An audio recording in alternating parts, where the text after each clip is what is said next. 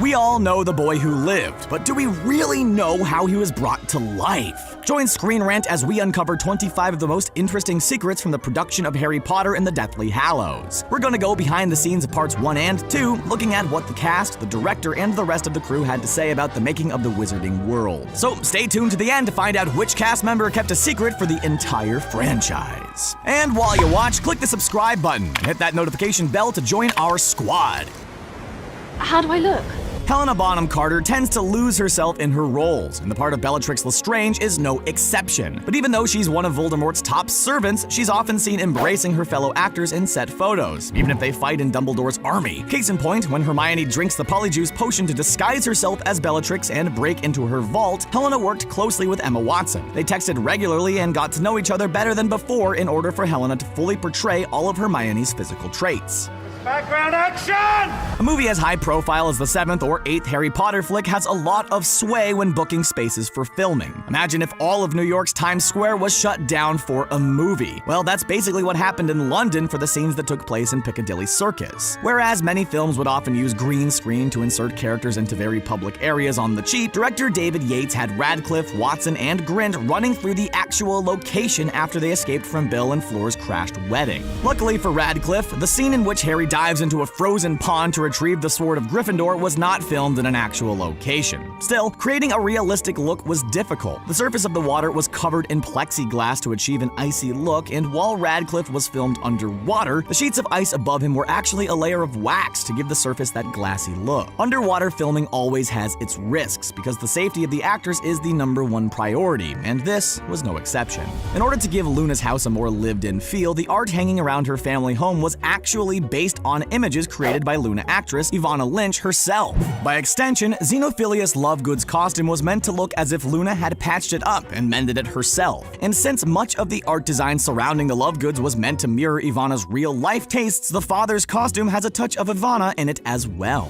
The digital schematic of Hogwarts was expanded upon more than ever before by the time we reached Harry Potter and the Deathly Hallows Parts 1 and 2. Obviously, each movie built upon our previous knowledge of the castle and added new hallways, hidden passageways, and exterior details than the previous installment. To make sure no nook or cranny of the extensive castle was left to the imagination, the creative team constructed a fully digital model. This way, the Battle of Hogwarts would provide new views of places we'd seen before and introduce entirely fresh locations. I've loved every minute in it, and thank you all very, very much.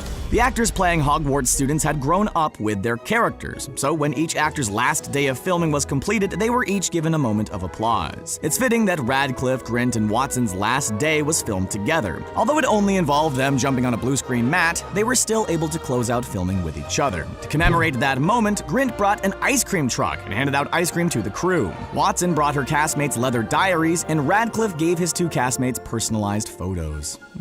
While nobody gets to live in the actual Wizarding World, many of the actors were able to take certain keepsakes with them. That said, this could only happen once the filming was done. Since turning principal photography, all of the actors were regularly searched to ensure that they weren't leaving with any of the props. Fittingly, Daniel Radcliffe took home the initial set and final set of Harry's spectacles. Meanwhile, Emma Watson got to keep Hermione's cloak, wand, and time turner. For his part, Alan Rickman got to hold onto his wand. Although many of the special effects shots required a lot of stopping and starting, the kissing scenes could seem just as painstaking. In fact, during an intimate scene between Harry and Hermione in Part 1, Rupert Grint was reportedly kicked off set because he couldn't keep it together. Although Emma Watson may have been more professional during this scene, she's gone on the record saying that kissing her co-stars was an awkward situation, since it felt like she was kissing her brother. Apparently, they rushed through the first take just to get it all over with. Wow. We're identical. 7 is considered a magic number in our universe, and even more magical in the Potterverse. Yet the scene with the 7 Harrys was perhaps the least magical and most calculated of all during filming. Taking place over the course of 2 full days, they were reportedly 90 takes completed just to nail a single shot. Radcliffe had to wear the other characters' costumes and match their mannerisms, much like Helena Bonham Carter when she mimicked Watson. Of all the characters he played, playing him, he said his favorite was playing Ron because of Rupert's particular walk.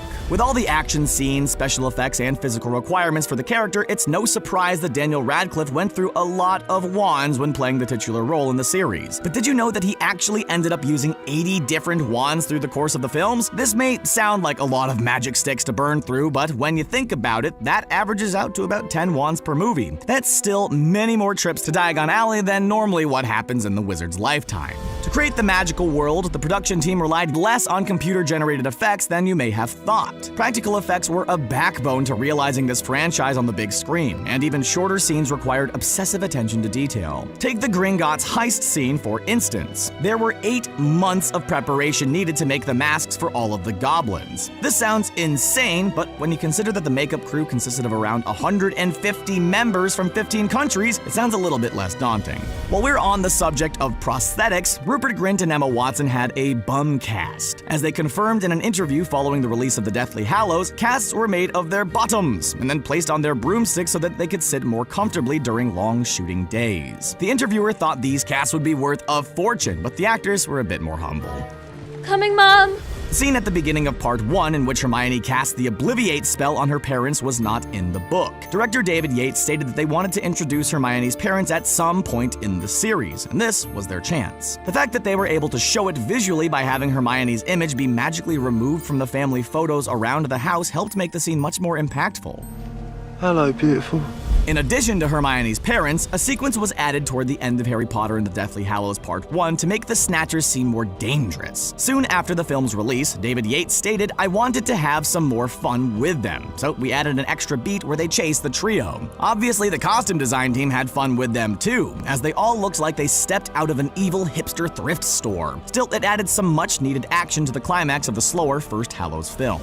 Radcliffe didn't know he was gonna film a nude scene in Part 1 until he read the script, thinking beforehand that he would at least have underwear on. Fortunately for him, he'd appeared nude before, on Broadway in the show Equus. That seemed to train him for any jitters that might be associated with bearing it all in front of a film crew. David Yates indicated there will be a couple of scenes in the new film in which he will undress, which likely drummed up some press before the film's release. Several injuries were sustained on the set for both Parts 1 and 2. These accidents involved not only Daniel Radcliffe's stunt double, but also Radcliffe himself. David Holmes, whose prior gymnast experience definitely helped him sell the magic of these moves, was thrown from his harness by an on-set explosion in January 2009. Later, Harry Potter got a black eye because the fake snake decided to bite back. Before the special effects were added, Nagini was just a boxing glove on a stick, and one day, surprisingly, decided to punch him. It may be Harry Potter's story, but J.K. Rowling kept all the characters busy. That said, Jason Isaacs, who plays Lucius Malfoy, wasn't sure his character would have much to do after the Order of the Phoenix. He actually contemplated leaving the franchise, but was convinced to stay when he learned of the events of the finale. On the other hand, Rhys Ifans, who played Luna's father, hadn't read the books and admitted he wasn't much of a fan. Yet he jumped at the chance to appear in the same movie as Michael Gambon and Maggie Smith. This series is a family story, on screen and off. Brendan Gleeson's character Mad-Eye Moody appeared in Goblet of Fire, Order of the Phoenix, and Deathly Hallows Part 1. He happened to share the screen with his son, Domhnall Gleeson. While Domhnall was more likely cast for his red-headed look and acting talents over his family connection, especially since he resembles the other Weasleys in the franchise, it's nice to find a personal story in a big-budget blockbuster.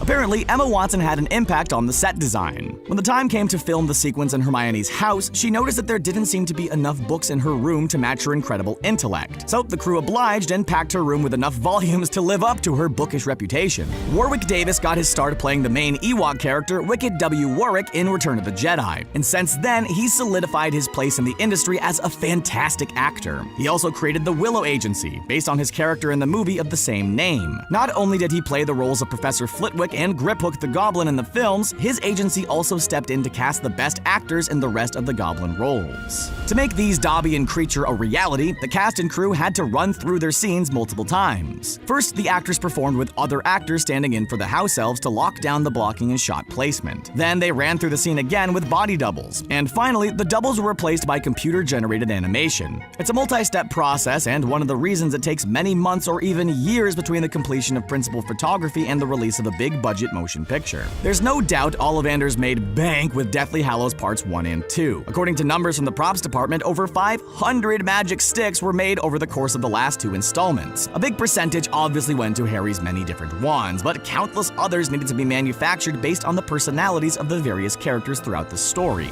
Some close to the production had been pushing for the epilogue to be filmed with new actors who were age-appropriate for the nearly 2-decade time jump that occurs at the end of Part 2. Director David Yates pushed for the original cast to appear in this scene, as it's payoff of all the time we've spent with the actors up to this point. Although some find the old age makeup and special effects to be a bit corny, we have to disagree. It would have been weirder dealing with a different set of faces. Ralph Fiennes gave Voldemort the perfect mix of showmanship and poise to match his arrogance. Ralph's speech to the survivors toward the end of the film was improvised each take. Often, he would change details of the speech with each new shot to keep Voldemort unpredictable. And in keeping with the in-the-moment feel, the shooting of the encounter between Neville and Voldemort was the first time either actor met each other. One of the many big reveals in the Deathly Hallows is the fact that Snape had always been in love with Lily Potter, even to his dying day. Alan Rickman knew this fact since filming the first movie, and whenever anyone would ask him about this bit of backstory, he would vehemently deny it. Eagle-eyed viewers have noticed that Snape's first line to Harry in the series, asking him about Asphodel and Wormwood in potions class, is a reference to the absence of Lily, proving that J.K. Rowling had been planning the Lily and Snape connection since the very beginning.